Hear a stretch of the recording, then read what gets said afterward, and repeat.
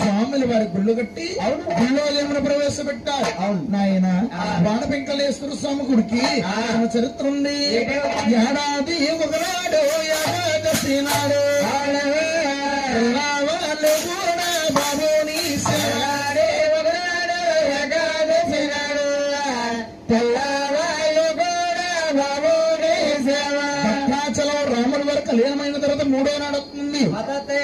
దాన్నే వాడపల్లి ఏకాదశి అంటారు. ఆ రోజు స్వాముల వారు కూడా ముందు కనులు వైభోగంగా ఉంటుంది.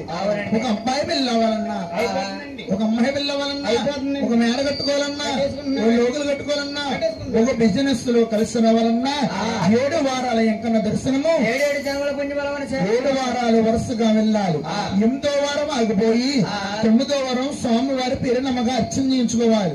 వాడపల్లి వెంకటేశ్వర స్వామికి అభిషేకం చేయరమ్మా, చెక్క విగ్రహం కాబట్టి స్వామి వారికి అర్చన చేస్తారు. ఎప్పుడైతే నాయన కన్నా తల్లి కందముగా వాడపల్లి వాస శ్రీ వెంకటేశ తల్లి గారు గురు జన్మించారు. 7వ గర్భవాసాన్ని జన్మించబోయేది ఎవరంటే మనకి 4 యుగాలు. ముందుగా జరిగింది కృతాయుగము, 2వది త్రేతాయుగము, 3వది ద్వాపర యుగము, చివరికి జరగబోయేది కలియుగము. కలియుగంలో భూమాండలము తీర్చుకుని 7 గుండల స్వామి జన్మాలు అవుతున్నాడు కాబట్టి తల్లి ఉన్నంత మటుకి గోవిందనాలి గోవింద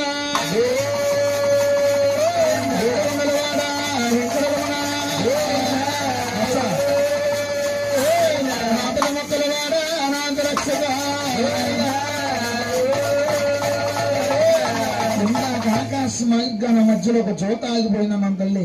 ఆ యొక్క జ్యోత అలా చూస్తూ ఉంది. కన్నా తల్లి పేరమ్మదేవ గారు నిద్రపోతుంది. ఆ జ్యోతి వచ్చి పేరమ్మ గారి గర్భంలో పండుకుంది గోవింద. ఆ జ్యోతి ఏ విధముగా ఉంది?